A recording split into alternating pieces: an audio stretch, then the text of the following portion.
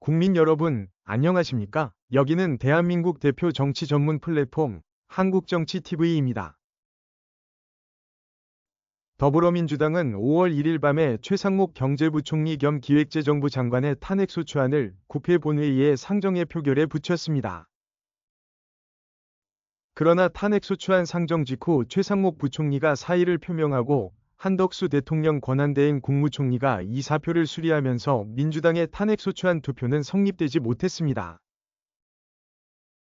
국내 언론 매체들이 보도한 내용을 종합하면 이날 밤에 민주당이 최상목 부총리의 탄핵소추안을 갑자기 발의해서 국회 본회의에까지 상정한 데는 이유가 있었습니다. 이에 대해서는 이날 대법원 전원합의체에서 이재명 후보 선거법 위반 사건 상고심에 대해 파기환송을 선고한 것과 관련이 있다는 분석이 우세합니다. 실제로 민주당은 이날 대법원이 이재명 대선 후보의 공직선거법 위반 사건을 유죄 취지로 파기환송하자 격앙된 분위기였다고 합니다. 이런 분위기가 곧바로 최상목 부총리 탄핵 소추 시도로 이어졌다는 것입니다. 민주당은 지난 3월 최상목 부총리 탄핵소추안을 발의했지만 헌법재판소가 윤석열 전 대통령 파면을 결정하자 처리를 유보한 바 있습니다. 그러나 대법원의 파기환송 판결이 나오자 이날 오후 8시 30분 법사위를 긴급 개최했고 최상목 부총리 탄핵소추안을 강행 처리해본 회의에 상정했습니다. 민주당이 내세운 최상목 부총리 탄핵소추 사유는 비상계엄 묵인 방조 등이었습니다. 한편 이날 민주당은 심우정 검찰총장 탄핵안도 발의했습니다. 민주당은 심우정 검찰총장이 윤석열 전 대통령의 계엄 선포와 내란 무장 폭동에 가담했다고 주장했습니다. 이처럼 민주당이 줄탄핵을 다시 시작하자 국민의힘은 대법원 판결에 격분한 민주당이 이성을 잃고 탄핵을 남발하며 폭주하고 있다고 비판했습니다. 정치권 일각에서는 민주당의 탄핵소추는 대법원의 이재명 후보 선거법 사건 파기환송에 대한 여론을 다른 쪽으로 돌리려는 시도라는 해석도 내놓았습니다.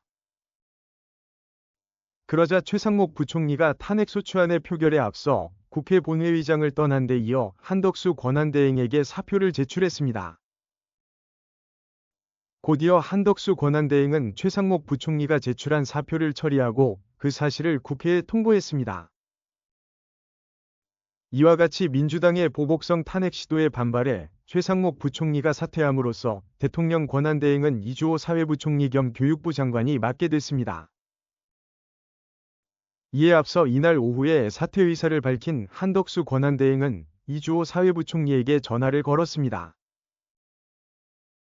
그리고 어떠한 경우에도 정부가 흔들림 없이 유지되도록 안정된 국정 운영을 해달라고 당부했습니다.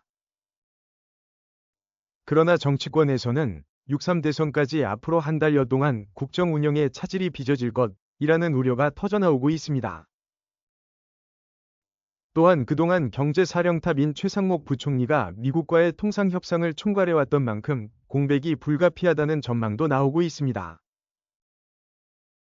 시청해주셔서 감사합니다. 한국정치TV는 국내 최초로 탄생한 중립적, 객관적, 과학적, 불편부당한 독립정치 미디어입니다. 여러분의 구독과 알림, 자발적인 후원은 채널의 제작과 운영에 큰 힘이 됩니다.